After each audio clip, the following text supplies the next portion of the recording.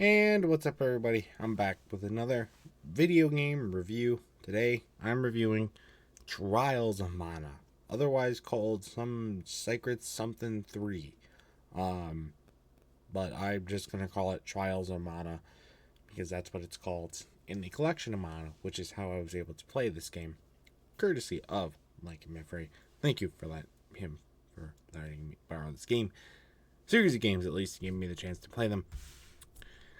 But yeah, Trials of Mana, it was called something else when it was originally released in Japan. Now it's just called Trials of Mana because they remade it and re-released it here in the US. So I got a chance to play it. Got a lot of thoughts, though. Let's just jump right into it, shall we? Honestly, graphically, it looks the same as the other two games. This game originally came out in 1995. So at the very end of the Super Nintendo era, still much Nintendo time. Right, getting into PlayStation-esque, though. It looks the same as the other two games, in my opinion, with a little bit of graphical updates for like some night stuff, which is really cool.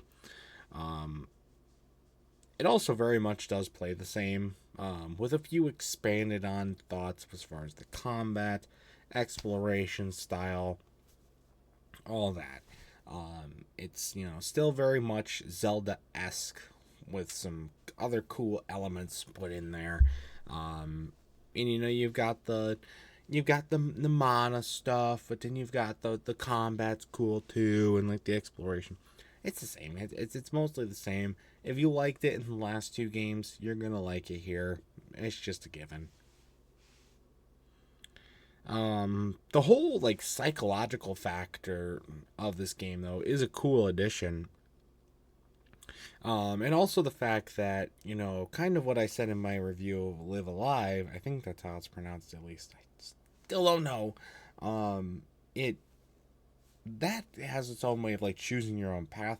This game has a little bit more of a replay value though, because the path you choose is kind of how the enemies you face or like kind of how the story progresses and whatnot. So it kind of encourages you to go back and play it multiple times based on how you choose it.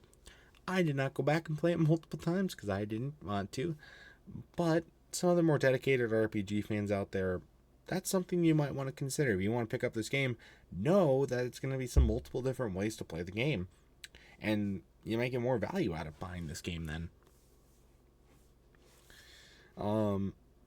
It also is cool how they are able to make so much of this stuff look really nice and really polished out for 1995. Obviously, the remastered version is going to look better than the original version, but even still, you can still appreciate kind of a lot of the stuff that they did here, and how that was able to really pan out for them. Because really, in a big way, this is really, but you go back to what I said in my review of Final Fantasy Adventure.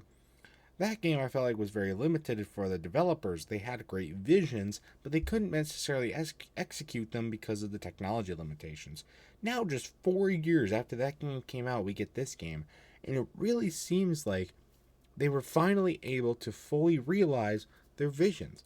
The story is a lot better. It was honestly probably the best story out of the three, in my opinion.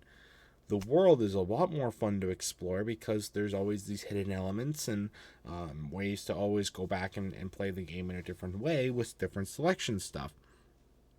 But honestly, I think the world didn't just feel super large for no reason. There was definitely a lot more action packed into it.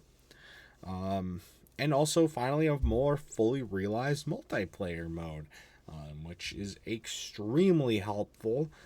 Seeing that the first two games, while they maybe have explored with multiplayer, didn't fully realize it. And this game did fully realize it, and it was very, very, very helpful.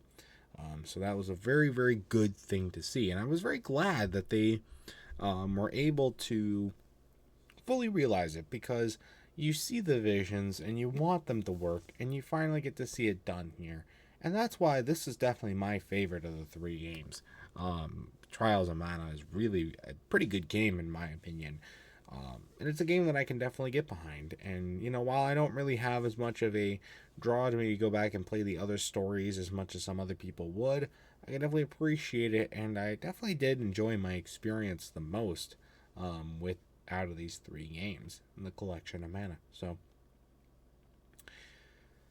With that being said, it's my review. My final score for Trials of Mana. I'm going to have to give it a good 7 out of 10.